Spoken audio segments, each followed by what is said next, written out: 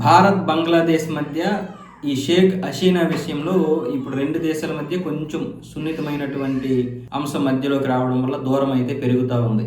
ఇలాంటి పరిస్థితుల్లో ఇప్పుడు బంగ్లాదేశ్ జాతీయ సలహాదారు ఖలీలూర్ రెహమాన్ అయితే ఇక్కడికి రావడం జరిగింది. న్యూఢిల్లీ వచ్చారు. న్యూఢిల్లీలో మన ఎన్ఎస్సి అజిత్ దోవల్ గారిని అయితే కలిశారు.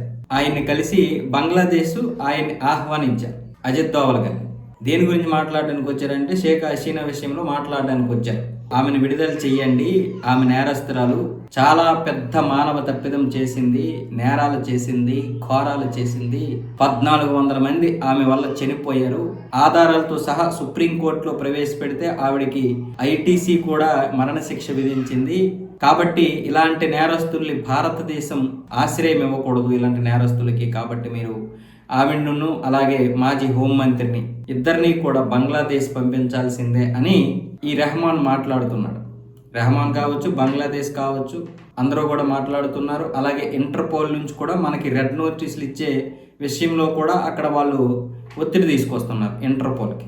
అది ఇలాంటి పరిస్థితుల్లో అజిత్ దోవల్ గారు అయితే బంగ్లాదేశ్ వెళ్ళినా వెళ్ళొచ్చు, లేకపోతే లేదు, అది జాతీయ భద్రతా సలహాదారు చూసుకుంటారు. కానీ అది ఆయనకి అన్నీ తెలుసు, మనం చెప్పాల్సిన అవసరం లేదు. ఇప్పుడు మనం అక్కడికి వెళ్ళకూడదు సార్, ఇప్పుడు వెళ్ళే పరిస్థితి లేదు అని మనం చెప్పాల్సిన అవసరం లేదు. ఎందుకంటే బంగ్లాదేశ్లో ఉన్నటువంటి పరిస్థితులు ఇప్పుడు అలా ఉన్నాయి. ఈ ఎన్నికలు అయినంత వరకు ఫిబ్రవరి 5 వరకు కూడా ఉద్రిక్తమైనటువంటి పరిస్థితులు, పైగా ఇప్పుడు అక్కడ చాలా ఘోరాలు జరుగుతున్నాయి.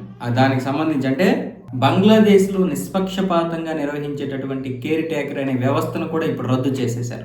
ఆ కేర్ టేకర్ అనేది ఏ పార్టీకి మొగ్గు చూపదు, అధికార పార్టీ ప్రతిపక్ష పార్టీ అని ఉండదు. మనకి ఇక్కడ ఈసీ ఎలాగో అక్కడ కేర్ టేకర్ ఆ విధంగా ఉంటే ఇప్పుడు ఆ కేర్ టేకర్ని రద్దు చేశారు. 1996లో దీన్ని తీసుకొస్తే ఇప్పుడు రద్దు చేశారు. అంటే నిష్పక్షపాతంగా జరగకూడదు ఇప్పుడు ఎన్నికలు, ఎవరికి ఇష్టం వచ్చినట్లుగా వాళ్ళు జరుపుకోవచ్చని దీని అర్థం. అంటే ఎవరు అధికారంలో ఉంటే వాళ్ళు ఎన్నికలు నిర్వహిస్తారనమాట. మరి ఇంకా అక్కడ ఏం పారదర్శకత ఉంటుంది ఆ ఎన్నికల్లో? అలాంటి వ్యవస్థనే రద్దు చేసినటువంటి వీళ్ళు షేక్ హసీనా లాంటి వాళ్ళకి ఉరిశిక్ష వేయడం పెద్ద కష్టమా? ఈరోజు సుప్రీంకోర్టునే వాళ్ళు కొనేశారు. వాళ్ళ మాట విననటువంటి జడ్జిల్ని 5 ఎంతమందిని మార్చేసి ఇప్పుడు మళ్ళీ కొత్తగా 17 మంది జడ్జిలు నియమించారంటే ఆ వ్యవస్థ ఏంటో, అసలు అక్కడ ఏం జరుగుతుందో మనకు అర్థం కాదా? ఆ మాత్రం తెలియదా?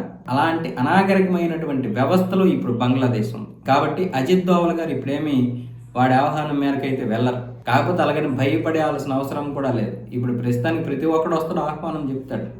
ఆహ్వానం చెప్పిన ప్రతి చోటకి మనం వెళ్ళాల్సిన అవసరం అయితే లేదు.